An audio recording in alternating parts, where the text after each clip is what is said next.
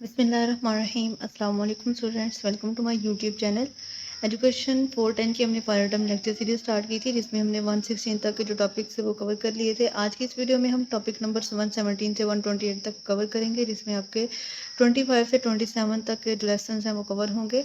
Start करते हैं। सबसे पहले हमारे पास है टीचिंग वोकेबलरी। तो उसमें आप लोगों को लेवल्स ऑफ लैंग्वेज के बारे में पता होना चाहिए, जो कि आप लोग अपनी मिड टर्म के सिलेबस में पढ़ चुके हैं। तो इसलिए यहाँ पे ब्रीफली जो है ना आपको एक दफ़ा ओवरव्यू दे देती हूँ।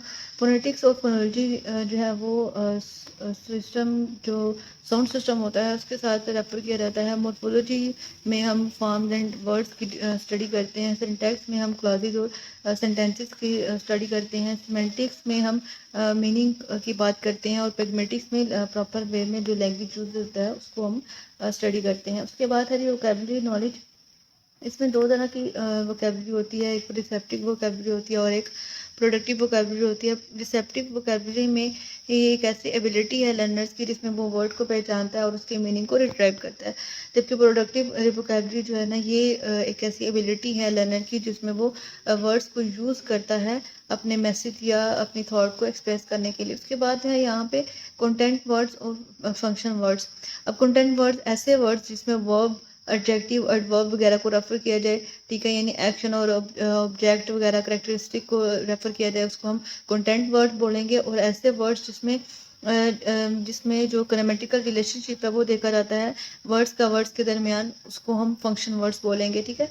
टॉपिक नंबर 118 में बात की जा रही है कि टू नो अ वर्ड। अगर हम बात करें कि हम ये वर्ड जानते हैं या फलां वर्ड जानते हैं तो उसका असल में मतलब क्या होता है।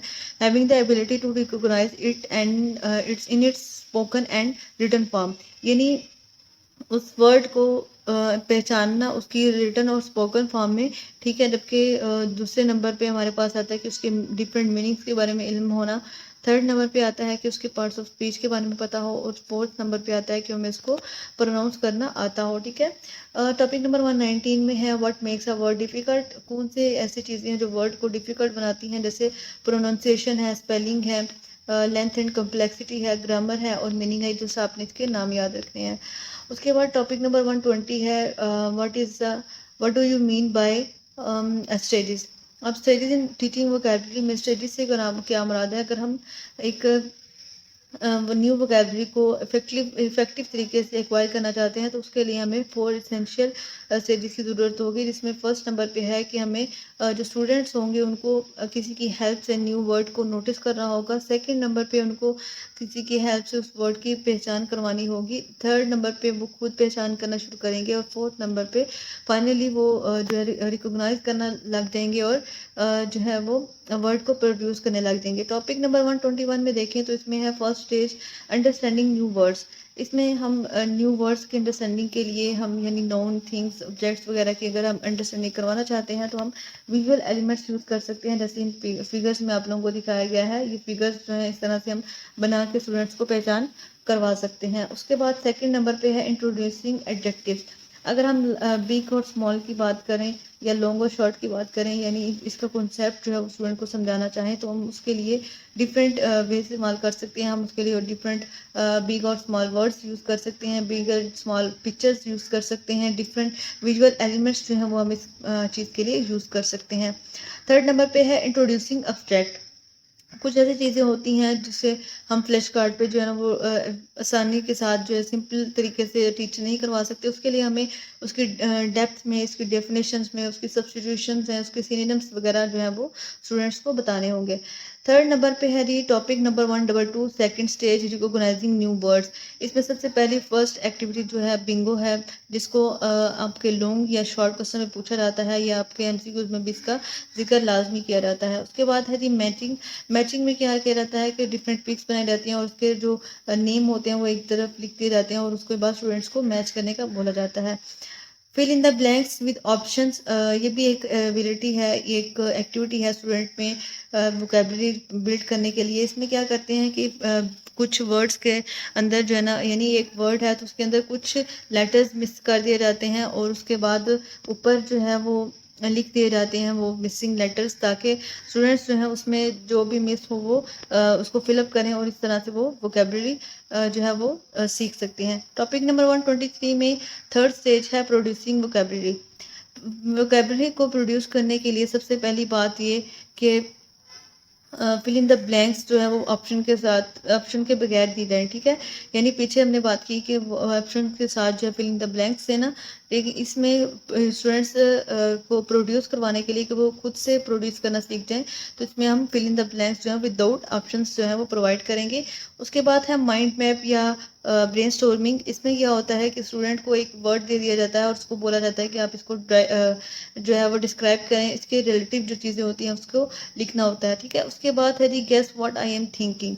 अब इसमें क्या होता है कि हम किसी भी चीज़ के बारे में उसकी डिस्क्रिप्शन दे देते हैं, यानी उस चीज़ के बारे में हवाले दे देते हैं कि ये उस चीज़ का डायरेक्टली नाम नहीं बताते, लेकिन उसकी डिस्क्रिप्शन दे देते हैं कि फ़लाँ ये ऐसे ऐसे ऐसे, मतलब उसमें हम उसकी डिटेल देते हैं। जैसे फॉर एग्जांपल अगर हम चेयर के बारे में बात करें तो हम उसका डायरेक्टली चेयर नाम नहीं लेंगे स्टूडेंट्स के सामने, बल्कि उसकी करैक्टरिस्टिक बताने लग जाएंगे, उसकी विजुअल थिंग्स बताने लग जाएंगे और स्टूडेंट्स को बोलेंगे कि हम किस चीज़ के बारे में बात कर रहे हैं। तो स्टूडेंट्स जो है वो इस तरीके से जो है वो थिंकिंग करेंगे। टॉपिक नंबर 124 में इडियम्स एंड कोलोकेशंस हैं। इडियम्स क्या होते हैं? जिसमें वर्ड जो है वो किसी ख़ास मीनिंग के लिए इस्तेमाल हो, यानी ऐसे इडियम्स जो होते हैं वो खास मीनिंग रखते हैं, जबकि कोलोकेशन जो होते हैं ये एक वर्ड या फ्रेज का किसी दूसरे वर्ड या फ्रेज के साथ यूज होता है, ठीक है। टॉपिक नंबर 125 में देखें डिफिकल्टी इडियम्स। अब इसमें स्टूडेंट्स को या लर्नर्स को कौन कौन से चैलेंजेस आते हैं इडियम्स या कोलोकेशंस में, तो ये आपने चैलेंजेस जो है वो याद कर लेने हैं। टॉपिक नंबर 126 में देखें तो इंट्रोडक्शन है first stage. We know that there are three base stages involved in learning vocabulary। अब vocabulary को लर्न करने के लिए 3 स्टेजेस हैं। आप यहाँ पे MCQs बनते हैं आपके 3 स्टेजेस के बारे में MCQs आ सकता है। पहली कौन सी स्टेज है इसके बारे में MCQs आ सकता है, सेकंड कौन सी, थर्ड कौन सी, इस तरह से 3 से 4 जो MCQs हैं वो इस लाइन से बन सकते हैं। तो आपने अच्छे से इसको याद करना है।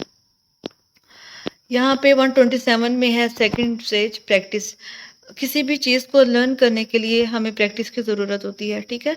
कोई भी ऐसी चीज़ जिससे हम सीखना चाहते हैं उसके लिए हम ज़्यादा से ज़्यादा प्रैक्टिस करेंगे तो वो हमारी चीज़ जो है वो हमें हमारे माइंड में लॉन्ग टर्म मेमोरी में स्टोर होती जाएगी।